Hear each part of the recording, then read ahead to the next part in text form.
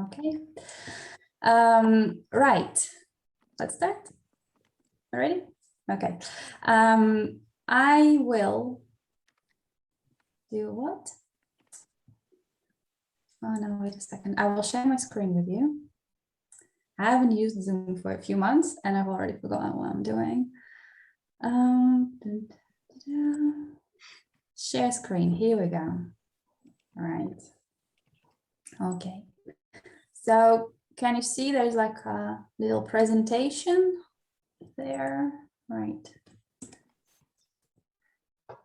Yeah. Can we all see that? Yep.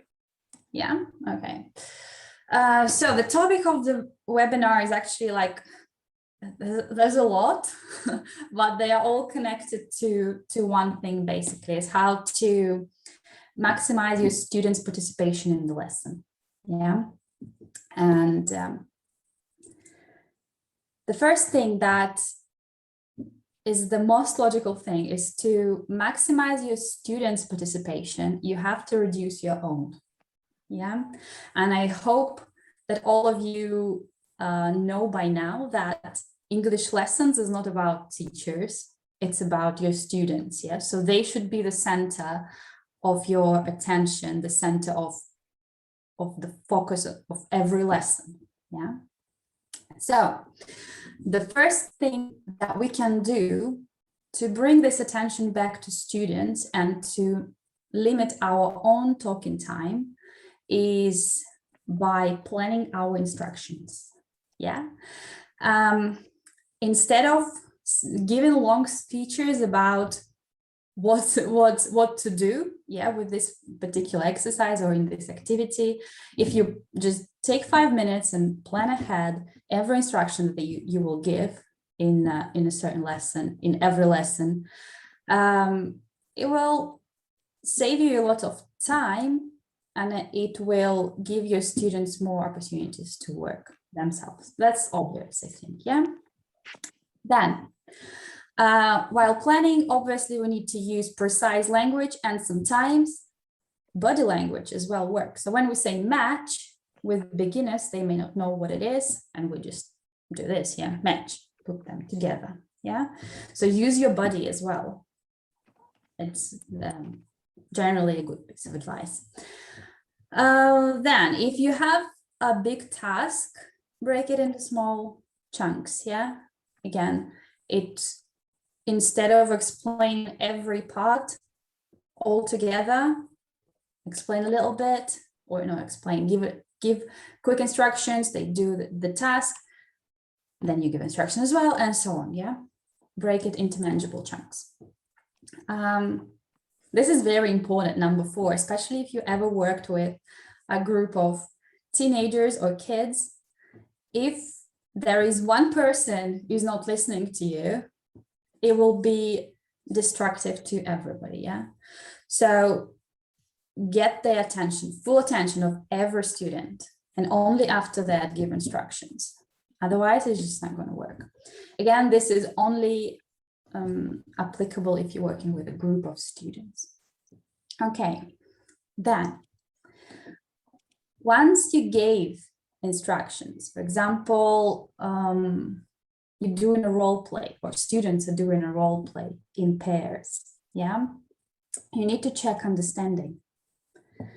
You can do it in a few different ways. So first of all, you can ask, well, check questions or concept checking questions, as we call them. For example, you can ask questions like that, like what? So do you work together or do you work individually? Yeah. Are you talking to the person to your left or to the person to your right? Yeah. How many sentences do you have to make? Yeah, so all these little questions to make sure that they understood what they need to do. Then you can ask them to repeat instructions to you to make sure they understand. The one that I would always do with my students is to demonstrate or to do an example. you can do it together with them, or you can ask them to demonstrate it in pairs, for example. And the last one, if you have certain predictability, you should have certain predictability in all of your lessons, yeah? And if there are certain tasks that you do often, yeah, you can just show the exercise and ask the students, oh, what do you think you should do here? Yeah, instead of giving instructions, you literally give them the floor to speak and to be responsible for their own learning, yeah, in this case. Okay, and then as soon as you gave instructions, did maybe one example, let them start. If they haven't understood, you will see it straight away, pretty much. It will be lost. It's in their eyes, or they will start behaving like in a disruptive way, which is usually an indicator of them not understanding what's going on. Okay, so this is when it comes to instructions, this is how we can increase students' participation and decrease our own talking time. Any questions here? No? Everything's pretty clear? Okay, I'll take it as a yes. Last one then. Okay, after instructions, another very big part of teaching, teaching as in a traditional way, yeah, is explanations. So when teacher explains something to students, yeah, so this is what teaching is about explaining. It is not really, but in a traditional concept, it is. Yeah. So what I mean by explanation is, for example, you have a text and you want students to read a text, and there are some words that they don't know, let's say, yeah. And you have to explain them to them at some point. So they see the word, I don't know, fascinating, for example, in the text, and they don't know what it means. And they ask you, oh, what is fascinating? And there are a few ways you can explain it to them without actually taking up too much time and taking up too much of their time, let's say.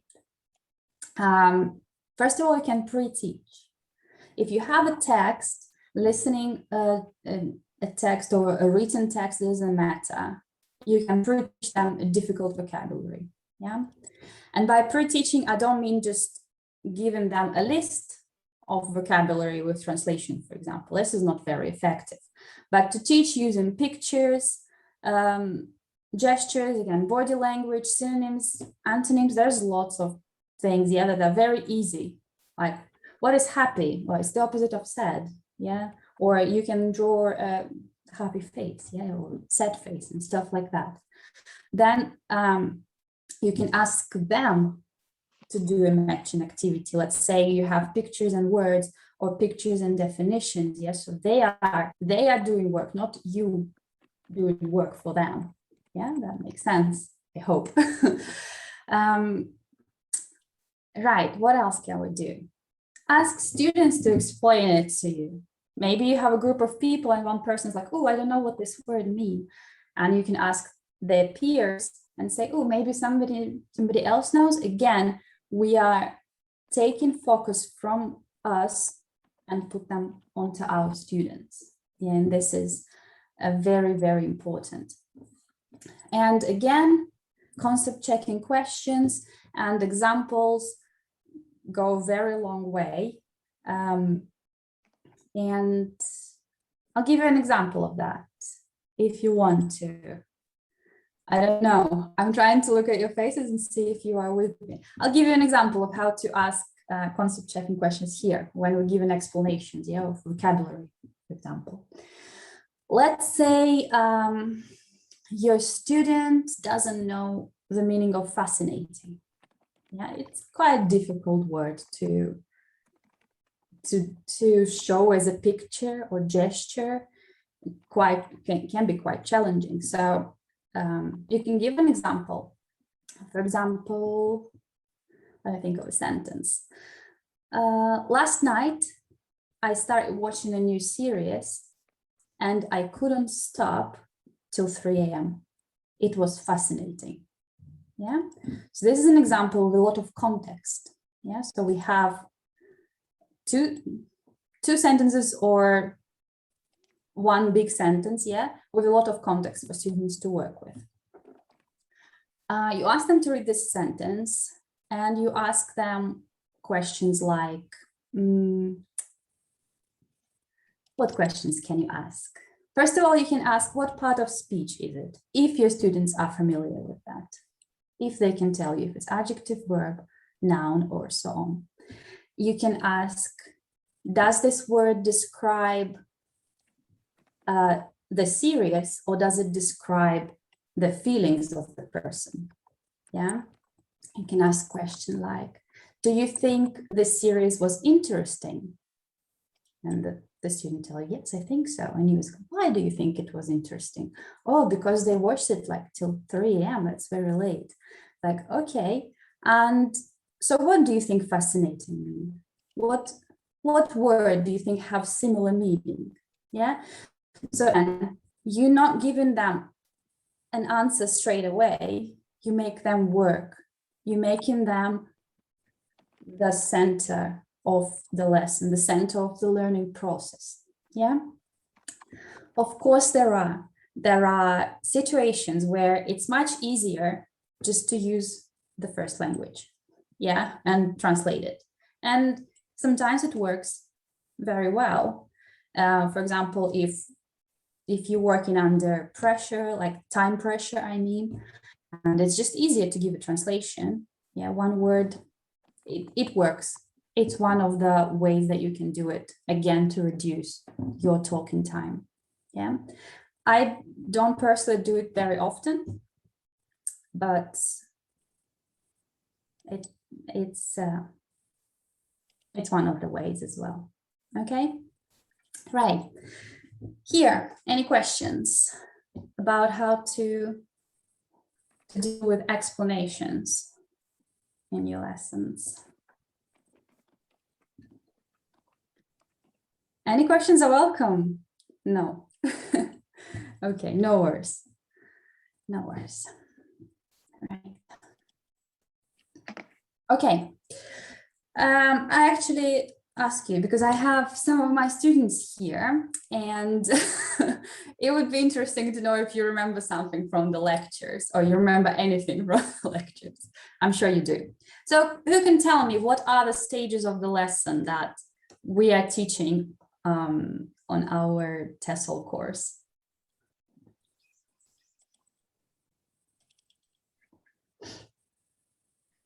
Anybody? What do we start the lesson with? What's the first stage of the lesson? The first stage of the lesson is warm up. Warm up, yes, okay, 2 people at the same time, perfect. So what do we do after warm up? Maybe lead in. Lead in and warm up. Elicit the presentation stage. Yeah, so this is the stage where we introduce the material, yeah, target grammar, target vocabulary to our students. Yeah, okay, what do we do after presentation?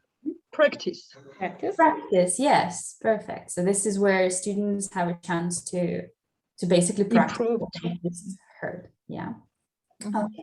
After that, production. Yeah, this is where I always call it the main stage of the lesson. For me, this is the main stage. Without production, I would say the lesson is unsuccessful if there wasn't. Can't be fully. Yeah. So after that, the last one. Cool down and feedback. Cool down, feedback, plenary, round up, whatever you call it. Yes, we need to make some kind of final assessment or conclusion, whatever. Yeah, get feedback and give feedback. Okay, perfect. These are homework also. Yes, also give homework at this stage. Yeah, great, perfect. So what we're gonna talk about next is how you can maximize your student involvement and minimize your own talking time throughout every stage of the lesson. Yeah. And we'll start with warm-up, of course. Right.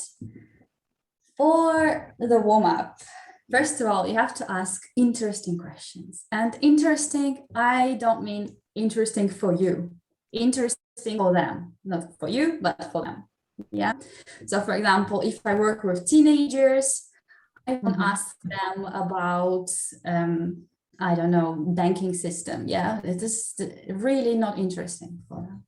So it should be topic related, and the topic should be interesting for them somehow. I understand that that we work with textbooks and we have to follow certain structures, but you can still find a few. You can still make it interesting for them. Yeah, it just comes from knowing your students, yeah, knowing their interests, their hobbies, and so on. Okay, the next one won't be suitable for one-on-one lessons, but you can let students work in groups and in pairs. So in this case, you are literally out of the equation. You are not the part of warm-up. You're just listening, yeah? So the attention is on them. You can let students ask you questions, yeah? So for example, you can like give a hint about the topic, let's say traveling, and then ask them a question, but then he's like, okay, now it's your turn to ask me questions. And this is again, turns the focus around, yeah? Let students guess the topic and use brainstorm there are hundreds of different ways to brainstorm ideas. And I don't know, do we all know what brainstorm means? Yeah, I hope so. Yeah. You're just collecting some associations regarding the topic, yeah, particular theme. Exactly. Just everything that comes to their mind. Yeah, perfect. So it can be done as a mind map, for example. I have no idea what's going on, but okay. So it can be done as a mind map. It can be done as, let's say, name as many countries as you can. Yeah, so things like that. Something that makes them think, in the limited amount of time. Yeah. Okay. So this is a warm-up. This is how you can change the situation. Can you hear somebody talking, guys? Because I can't. I don't know what it is. Is it related to the presentation or not? But okay. Right, next. The next stage is presentation, right? Okay. So here I will tell you a little secret. When I get lesson plans from my students, and at the presentation stage, they say the teacher explains, I don't know, past simple to students. I don't know what it means. I literally have no idea. How do you explain past simple? For me, explaining and lecturing, they are the same thing. Yeah. So if you want to explain past simple, in my head, I'm picturing like a strict teacher saying that, I don't know, you have to add ed at the end of the word, or you have irregular verbs, and it's just teacher talking basically. Yeah. And don't get me wrong, I don't give any lower marks for that. That's absolutely fine. But I just don't quite understand what it means. So at the presentation stage, we need to guide students. We don't teach them, we don't explain, we don't lecture, we guide them. Yeah. Have you ever heard about guided discovery and this technique in general? Yeah. So instead of just telling them the rules and then practicing it, you kind of first give them, let's say, a little text, and then you guide them through the text and through the grammar or through the vocabulary that you want them to learn. Yeah, again, by asking eliciting questions, by eliciting their knowledge first, by asking them to give you example, by eliciting examples from them. It can be one of the technique as well. By asking concept checking questions. Yeah, so this is how we teach. This is what guiding means. Yeah, not explaining, not just showing them the picture or a table with how to make past simple, but asking them questions, like giving them, let's say we're talking about traveling, yeah, as I mentioned in the previous stage. And you tell them a little story about your last trip, yeah, and it will be in past simple, of course, or maybe past perfect, I don't know. Let's say it's in past simple mostly, okay? And after the story, you can ask them, so did I tell you, have I just told you about my past, my present, or about my future? We'll say, oh, about my past. And then you maybe give them the worksheets with the story that you just told and ask them to find every verb in past simple here, or every verb in the past, yeah? Then you can ask them to say there are some verbs, some regular and some irregular verbs, and you ask them to separate them into different columns, yeah? So these things, not just telling them what to do, but making them do things that help them to realize the rules, or that help them to understand the meaning of new vocabulary and things like that, okay? What have I not mentioned? Oh, use visual and audio aids as well. Pictures were great with vocabularies. Audio, they work the same as texts, really, like written texts, I mean. You can do a little bit of reading or listening at this stage, and then from that, you can take them to the grammar or vocabulary that they need to learn, yeah? And the last but not least one, presentation is the best stage to do pronunciation activities, planned pronunciation activities. Я каждый год забываю, как ставить пенки. Is it a question to me? I don't quite know what's going on. Классный через классный журнал, да? There wasn't the question for me. Okay. Фига, у них там нету каждый день. I'm sorry to interrupt your conversation, but if you talk to somebody, can you please switch off? You could actually control the sound of the other participants. So there is such a possibility, in the future, just to mute some students. Yes, I can do it. Yeah.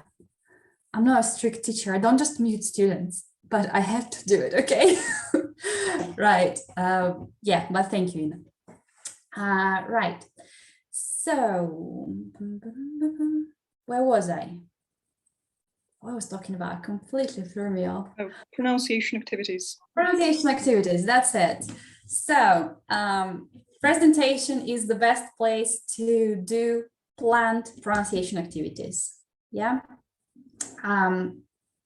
Why it is important? First of all, it gives students confidence, because if you pronounce the word, if you model a word for them, they know how to say it, so they will be more confident using it. But also they will practice saying it, which is also great. And for shy students, that kind of controlled practice is really, really good, because they don't feel that much responsibility if they make mistakes, if it makes sense what I'm saying. Yeah. So if you're shy and somebody tells you, oh, can you repeat that, please? And you know, all you have to do is just repeat it. It kind of takes the pressure out of you. Yeah. But if you do it every lesson, it becomes natural for you to actually speak in your English lessons, because there are students who never speak if you don't ask them to, like in a very authoritative way. Yeah.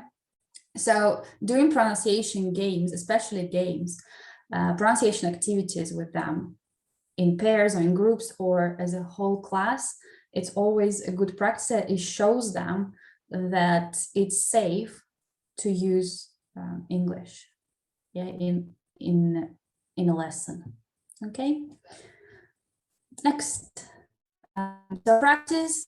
I separated it. Usually we separate it into controlled practice and freer practice.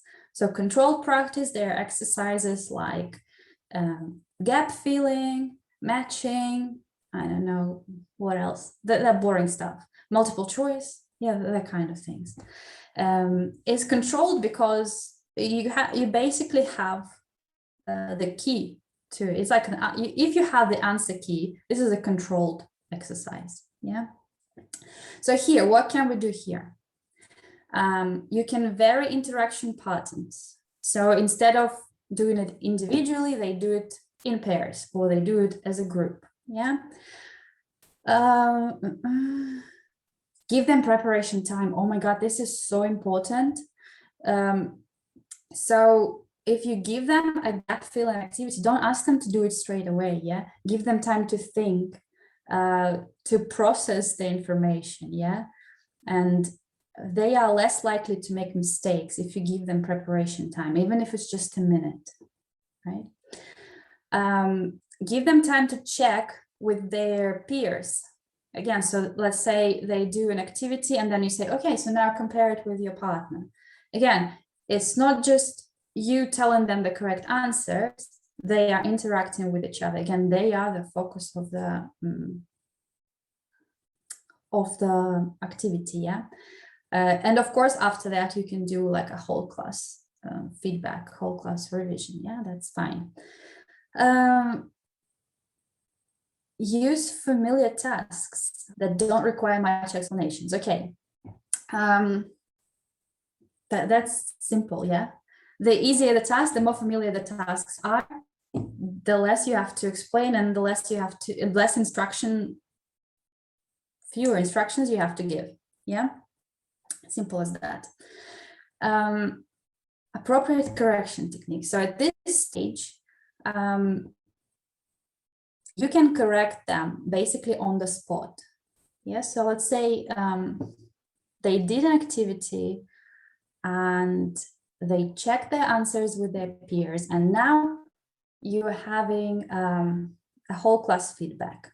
Yeah, and this is the place for on-the-spot correction, which means, let's say if a student reads a sentence and it's incorrect, you can correct them straight away. Yeah, you can use different techniques to do it. We'll talk about it a little bit later.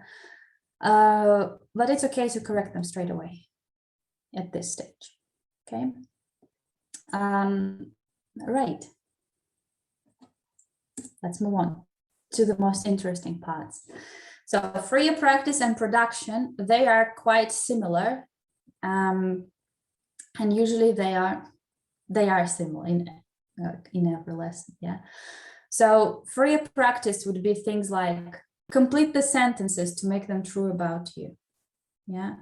Or for example, you give them the beginning like my last trip was, and they had to complete it. Yeah, so they are not controlled. You don't have the answer key for them, but they are still, the students are still limited in what they can tell you. Yeah, and production is obviously where it's as creative as it can be.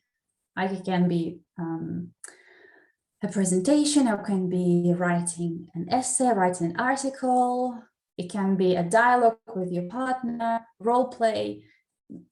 It is, there is no limit as such to what can be said and done at this stage. Okay, but they're quite similar in the sense of what teacher is doing during these stages. Yeah. The main thing is that here you monitor, you don't interact. with students. You don't correct. Yeah. You write down errors. So let's say your students working in pairs and you're just walking around and you say, oh, this is oh, write it down. This is the mistake. I'm going to deal with it later. Yeah. Don't just dive in and start correcting them straight away. Yeah. This is not very helpful because they are in some kind of creative process. Maybe at the freer practice, you can use a bit more on the spot corrections, but never at the production stage. Yeah. At the production stage, all the correction should be delayed correction. What else can we do here? Write down mistakes, use delayed correction, monitor. Very interaction partners. If they worked in pairs in the previous task, ask them to change partners and ask them to do this activity in groups or individually. Yeah, so change it. And ask students to perform in front of the class. Why not? Sometimes people like it, sometimes don't. If they don't make them do it. That's especially if you're working with like adults, but even teenagers and kids, if they don't like being in front of the class, don't do it. They will dislike you for that. So, but if there are some students who feel comfortable or like in the spotlight, then why not? Again, it will give them a chance to shine if they are okay with that. And again, they are the center of the activity, not you. Yeah. Okay. And the last one is cool down. Here, what we can do is we can ask students for feedback, not just give them feedback, ask them for feedback, ask them what they learned, ask them what they liked and didn't like about your lesson. Yeah, don't take it personally. Don't be upset if they didn't like some things. That's okay. People are different and they are entitled to their own opinion. Ask them what would they like to talk about in the future. Yeah, so it's maybe it's against your syllabus, but maybe you can put a little things that they enjoy. Yeah, in the future lessons. Do a quick quiz. Again, they can work in pairs or in groups, or you can do it as a whole class where everybody is engaged. But again, the quiz should be all about them, what they've learned in this lesson. Yeah. Okay. So these are the lesson stages and what we can do to turn the focus from us to our students. Any questions here? No? Okay, right, perfect. So now let's quickly talk about error correction because I've mentioned a few points already. So we have on-the-spot correction and delayed corrections are pretty much two main types of error correction that we can do.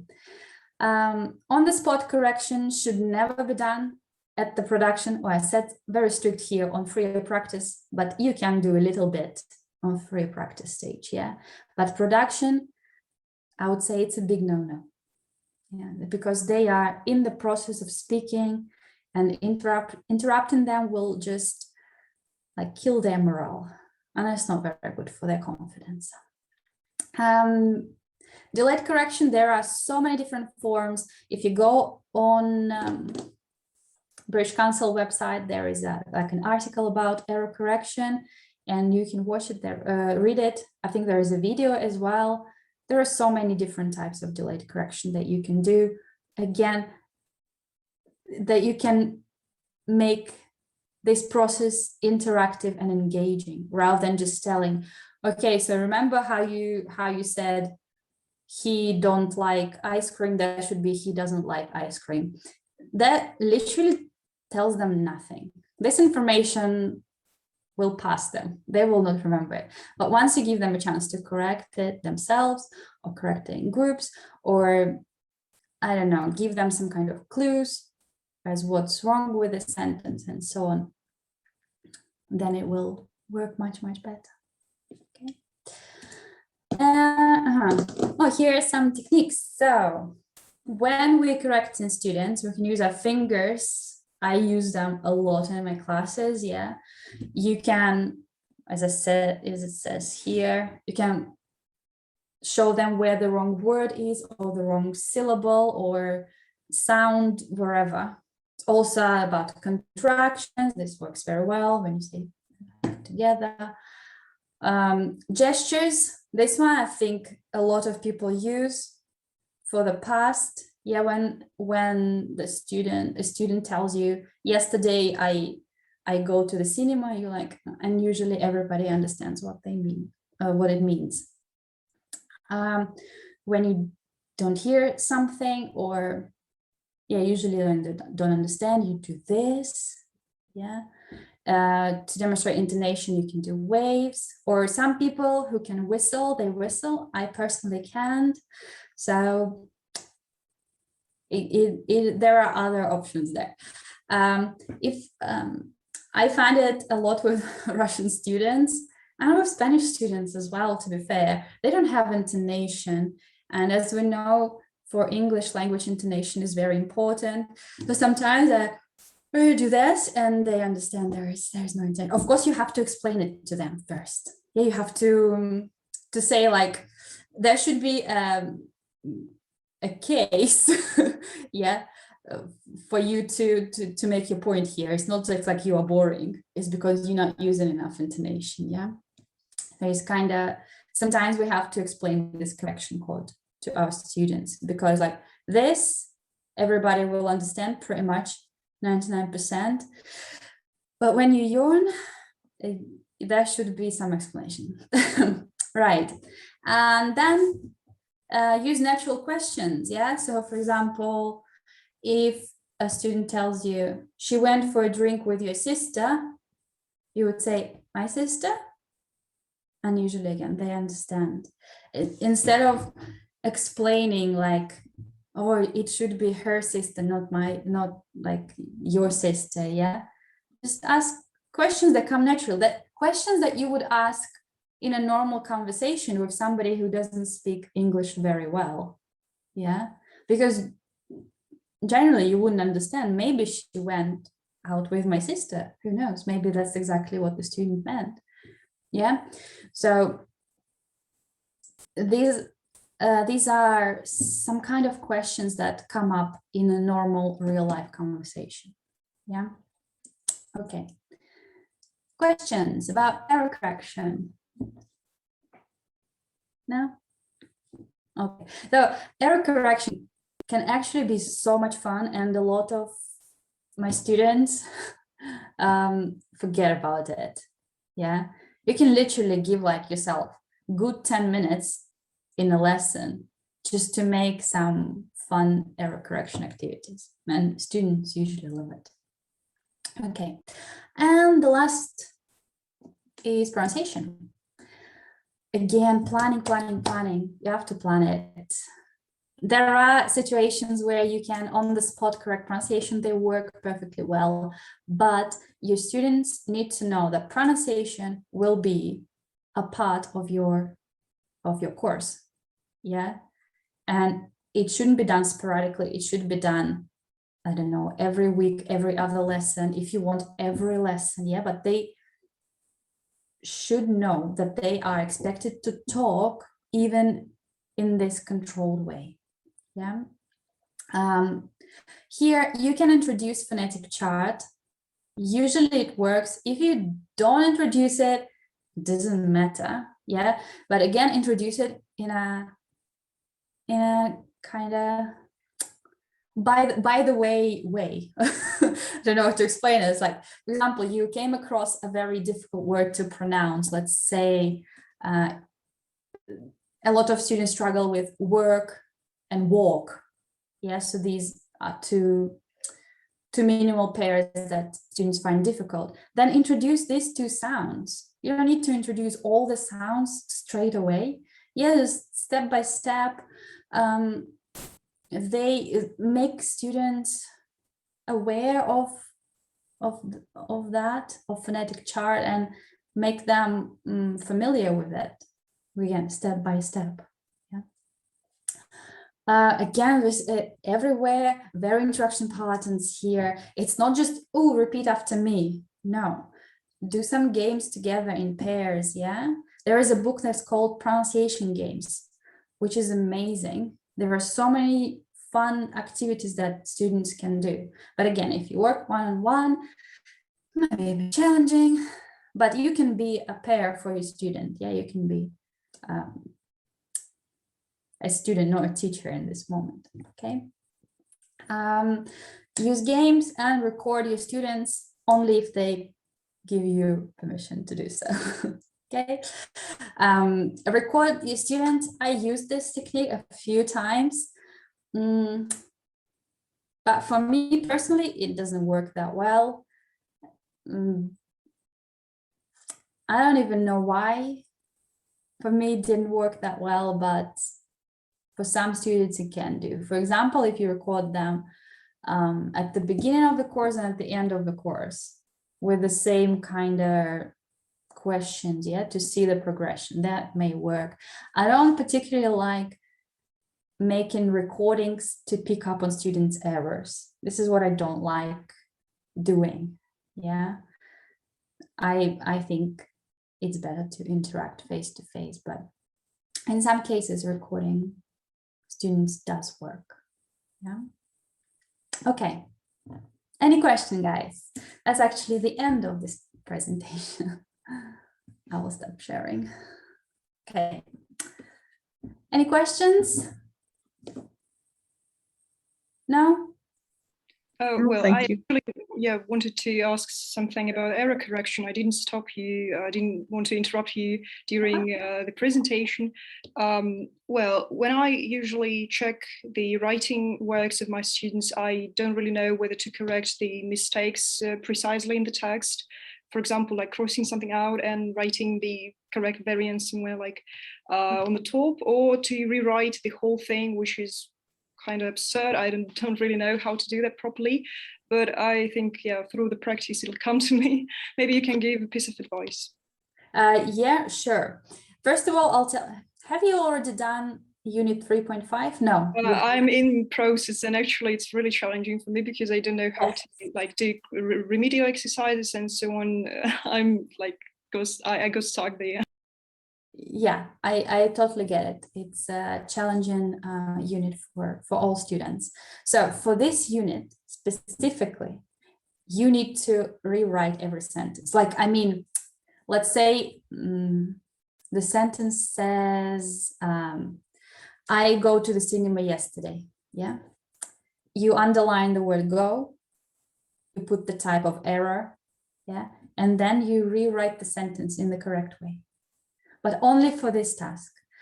Do you mean the whole sentence or just the form? For example, like present perfect form after past simple form. So only the predicate was wrong, so I rewrite the predicate in the right form. Is it like what I have got? Is it correct? Or the whole sentence just with the subject and predicate? For this task, rewrite the correct sentence, okay? For every sentence. Yeah, because there are some sentences with 10 mistakes in them, let's say. Yeah, a lot of mistakes in one sentence. Yeah, you just put one correct sentence. You mark every mistake and write the correct sentence. This is just for this task. I would normally never do it in real life. Yeah, but for the purpose of learning, I need to see when I mark your assignment that you understood every error, and it's also easier for me to read. Okay, does it make sense? Okay, thank you. Right. So normally I wouldn't do it with my students. With my students, I would usually underline the word, yeah, and I depend on the group. It depends on the group. I put the correct word above, or I put the error code above, let's say, I don't know, grammar or tense or vocabulary, wherever the mistake is. And then I will give them a chance to correct. It works with some students, but not with all of them, because there are students who will never correct. So at least I'll make sure that they see what the correct option is. Yeah. So it's up to you. I wouldn't rewrite whole sentences because it makes students think that they've done something wrong. You know what I mean? So we only correct real mistakes. Yeah. If you read a sentence and it sounds a little bit strange to you, but it's still grammatically correct, or is the vocabulary used is still correct, don't do any correction. Don't correct it. Yeah, leave it. Maybe this is how they write. This is how they speak. Yeah. So we are not editing. We are not trying to make their writing perfect. We are just correcting real errors. Yeah. And if there is a sentence that you don't understand at all, don't try to guess. Just put a question mark there. Say, I don't quite understand what you mean here. So can you explain? Yeah. So this is what I would do normally in writing tasks, in writing assignments.